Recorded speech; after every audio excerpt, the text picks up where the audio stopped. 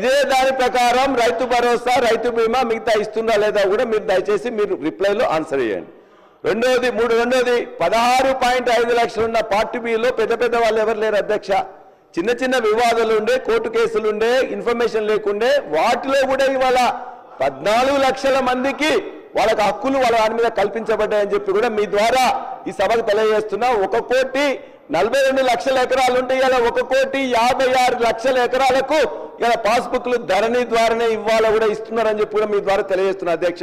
వారు చెప్పిన మ్యూటేషన్ లో వారు చెప్పింది ఏంటి, ఇంతకుముందు మ్యూటేషన్ అనేది రిజిస్ట్రేషన్ తో పాటు జరిగేది, ఇంతకుముందు ఇబ్బంది అయ్యేది. వారు ఇప్పుడు ఏం పెట్టారు అందులో, ఇవాళ ఆ ఎంఆర్ఓ సంతృప్తి ఎందుతోనే ఆ మ్యూటేషన్ జరుగుతుందని చెప్పేసి అని చెప్పిండ్రు. అది సరైనది కాదని చెప్పి మా అభిప్రాయంగా చెప్తున్నాం. ఇంకోటి ఇప్పుడే చెప్పిండ్రు మంత్రి గారు, ఫైనాన్స్ మినిస్టర్ గారు, అనుభవదారు కాలంలో అనేక మందిని పెట్టి అది చేసిండ్రు, అది అనుభవదారు కాలం కరెక్ట్ కాదని చెప్పి కూడా చెప్పిండ్రు. మరి మళ్ళా ఎందుకు అనుభవదారు కాలం చేస్తున్నారు అధ్యక్ష? ఈ భూభారతిలో అనుభవదారు కాలం మళ్ళా తీసుకొచ్చిండ్రు. ఇవాళ అనుభవదారు కాలం తీసుకొచ్చి మళ్ళీ ఒక దుకాణం తెరుస్తున్నారు అధ్యక్ష. అదేవిధంగా అధ్యక్ష పల్లా రాజేశ్వరరెడ్డి గారు సభను తప్పుపట్టి అనుభవదారు కాలం ద్వారా వచ్చిన హక్కులన్నింటినీ కాలరాసి ధరణిని తీసుకొచ్చారు. అది కరెక్ట్ కాదని చెప్పాను. నేను ఎందుకు చెప్తున్నాను కూడా ఉంటున్నాను అధ్యక్ష. అనుభవదారు కాలం ఎందుకు ఉండాలని కూడా చెప్తున్నాను అధ్యక్ష.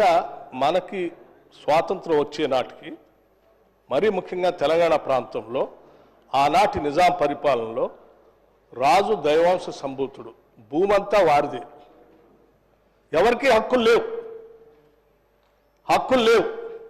మొట్టమొదటిసారి ఆ హక్కులు లేవు కాబట్టి అడ్డగోలుగా మీరు కట్టేటువంటి భూమిపై కట్టే పన్ను పండించే పంట కంటే కూడా ఎక్కువ వేసి రైతులు ఇబ్బంది పెడతా ఉంటే, ఆ ఇబ్బంది పెట్టే క్రమంలో ఉన్న భూములు కూడా కోల్పోయి చివరికి వెట్టి చాకిరి దారి తీస్తే, ఆ వెట్టి చాకిరిలోంచి వచ్చిన ఉద్యమమే మనం అనుకునేటువంటి సాయుధ రైతాంగ పోరాటం. భూమి కోసం, భుక్తి కోసం, విముక్తి కోసం భూ పోరాటం జరిగింది. ఆ భూ పోరాటం జరిగి ఇది రాజు దైవం సంబూతులు కాదు, భూమి అంతా వాళ్ళది కాదు, ఎవరైతే గ్రామాల్లో భూములు దున్నుతా ఉన్నారో ఆ రైతులకే హక్కు కల్పించాలని పోరాటం చేస్తే, ఆ పోరాట స్ఫూర్తిని అర్థం చేసుకున్నటువంటి కాంగ్రెస్ పార్టీ అధికారంలోకి వచ్చిన తర్వాత తెలంగాణ టెనెన్సీ యాక్ట్ అని తీసుకొని వచ్చి దున్నేటువంటి ప్రతి రైతుకి ఇది రాజ్యాన్ని కాదు, లేకపోతే రాజుది కాదు, ప్రజలదని చెప్పి మొట్టమొదటిసారి భూమిపైన రైతులకి హక్కు కల్పించి చట్టం చేసిచ్చిన తర్వాత కూడా ఇంకా కొద్దిమంది కొన్ని వేల ఎకరాలు గ్రామాలు జమీందారులు జాగీర్దారు పేరు మీద ఉంటే దాని మీద వచ్చినటువంటి ఉద్యమంలో నుంచి మళ్ళీ భూ సంస్కరణ తీసుకొచ్చి 70s ఆనాడు ఇందిరాగాంధీ గారు, ఇక్కడ పివి నరసింహరావు గారు ముఖ్యమంత్రిగా ఉండి ల్యాండ్ రిఫార్మ్స్ ద్వారా భూ పంపిణీ చేశారు. ఇంకా కొద్దిగా మిగిలిపోయి ఇక్కడ ఉన్నటువంటి ఒక ఫ్యూడల్ వ్యవస్థ భూములు చేతిలో పెట్టుకొని అధికారాన్ని పూర్తిగా చేతిలో పెట్టుకుంటే నక్సల్బరీ ఉద్యమం వచ్చింది. ఆ ఉద్యమం వచ్చిన సందర్భంలో ఆయా గ్రామాల్లో ఉన్నటువంటి పెద్ద దొరలు, జాగీర్దారులు, జమీందారులు ప్రాంతాన్ని వదిలిపెట్టి, ఆ గ్రామాలు వదిలిపెట్టి, ఆ భూముల్ని అక్కడ ఉన్నటువంటి దున్నుకునేటువంటి రైతులకి ఆ డబ్బులు తీసుకొని తెల్లకాగితం మీద రాసి ఇచ్చేసి, మాకు ఈ భూములు అవసరం లేదు, మీరు దున్నుకుంటున్నారు, డబ్బులు ఇవ్వండి అని రాసి తీసుకొని, ఆ భూమికి సంబంధించిన డబ్బులు తీసుకొని వీళ్ళు వచ్చేస్తే వాళ్ళు ఆ తెల్లకాగితం మీద రాసుకొని వాళ్ళు ఆ కాలంలో ఏంటి ఆక్యుపేషన్ కాలంలో వాళ్ళ పేర్లు ఎంట్రీ చేయించుకొని పని చేసుకుంటూ వచ్చారు, దున్నుకుంటూ వచ్చారు, దశాబ్దాలుగా వస్తాం. వాళ్ళకి ఆ రకంగా సంక్రమించిన హక్కుని ఆక్యుపేషన్లో ఉంచి, ఆ తర్వాత క్రమంలో కాంగ్రెస్ పార్టీ మళ్ళీ తిరిగి అధికారంలోకి వచ్చిన తర్వాత విజయభాస్కర్ రెడ్డి గారు, కంతం రామరెడ్డి గారు నేను అనుకుంటాను బహుశా పట్టదారు పాస్బుక్లు అవన్నీ తీసుకుని వచ్చి రైతులకి ఇక్కడ చక్కగా కల్పించి హక్కులు కల్పించారు. కబ్జా కాలం కూడా వచ్చారు. ఇవాళ మీరు వాళ్ళందరూ ఆ జాగీర్దారు, జమీందారులు వదిలేసిపోయినటువంటి భూముల్లో దున్నుకుంటూ డబ్బులు ఇచ్చి పొందినటువంటి హక్కుని ఆక్యుపేషన్ కాలంలోకి వస్తే కొన్ని లక్షల మంది ఉన్నారు. ఆ ఆక్యుపేషన్ కాలం ఎత్తేసారు మీరు, వాళ్ళకి భూమి మీద హక్కును ఎత్తేసారు. అరే ఏ ఉద్యమాల ద్వారా అయితే గ్రామాలు వదిలిపెట్టి భూములు అమ్ముకొని పోయినటువంటి వాళ్ళందరికీ మళ్ళీ తిరిగి మీరు హక్కు కల్పించారు ధరణి ద్వారా. అంటే అసలు వాళ్ళేమో అన్యాయం చేసి గాలికి వదిలేశారు. ఇది కరెక్ట్ కాదు అధ్యక్ష. మళ్ళీ పల్లా రాజేశ్వరరెడ్డి గారు మాట్లాడి ఆక్యుపేషన్ కాలం ఉండాలని బట్టి విక్రమార్క గారు చెప్తున్నారు. నేను ఆక్యుపేషన్ కాలం ఉండాలని చెప్పా, తీసేయాలని అన్నాడని ఆయన చెప్తున్నాడు. నేను తీసేయాలని చెప్పలే. మీకు కావాలంటే పాత రికార్డ్స్లో కూడా తీయండి. నేను అపోజిషన్ లీడర్గా ఉండి అక్కడ నుంచి అనేక సందర్భాల్లో మాట్లాడే ఆక్యుపేషన్ కాలం ఉండాల్సిందే, ఉంటేనే న్యాయం జరుగుతుంది. అన్యాయమే సార్, తరతరాలుగా మీరు చేసిన అన్యాయాన్ని సరిదిద్దడానికే ఈ రోజు మేము చట్టాలు తీసుకొస్తున్నాం.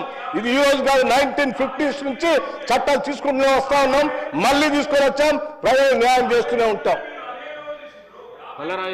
అధ్యక్ష భట్టి గారు సార్.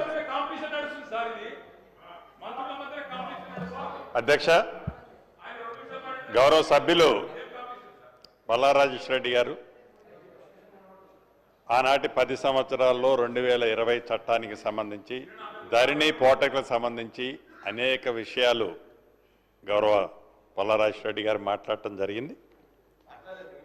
సో ఇవన్నిటికీ లాస్ట్లో ఆన్సర్ చెప్తాను తప్పకుండా. గౌరవ డిప్యూటీ చీఫ్ మినిస్టర్ గారు చాలా స్పష్టంగా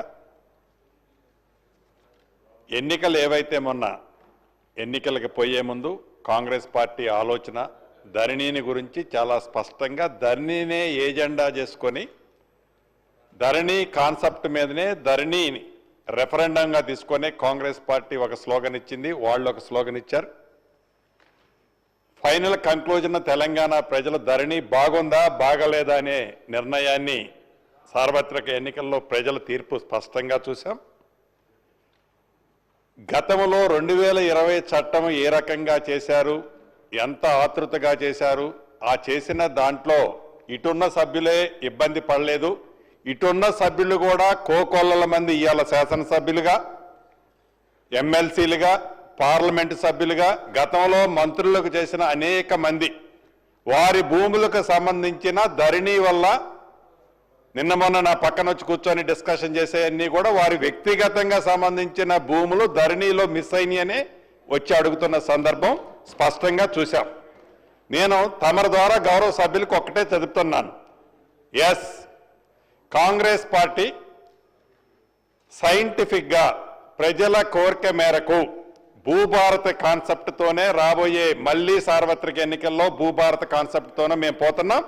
మీరు ధరణి కాన్సెప్ట్తో ఆనాడిపోయి మీరు అదే మళ్ళీ మీది మీరు సమర్థించుకునే పని చేస్తున్నారు తప్ప గౌరవ మా భట్టి గారు చెప్పినట్లు నిజాన్ని ఒప్పుకోకుండా, నిజాన్ని నిజమని చెప్పకుండా అహాం అడ్డం వచ్చి మీరు మాట్లాడుతున్నారే తప్ప తప్పకుండా భూభారత్ని చాలా ప్రజల కోసం, ప్రజల సౌకర్యార్థం పబ్లిక్గా అనేక సందర్భాల్లో పబ్లిక్ డొమైన్లో పెట్టి చర్చించిన తర్వాత భూభారత్ తీసుకొచ్చాం.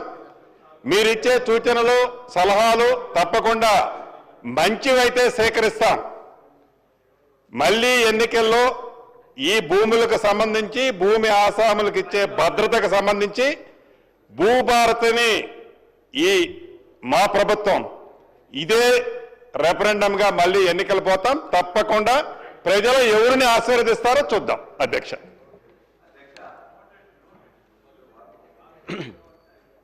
మంత్రులు మాట్లాడుతూ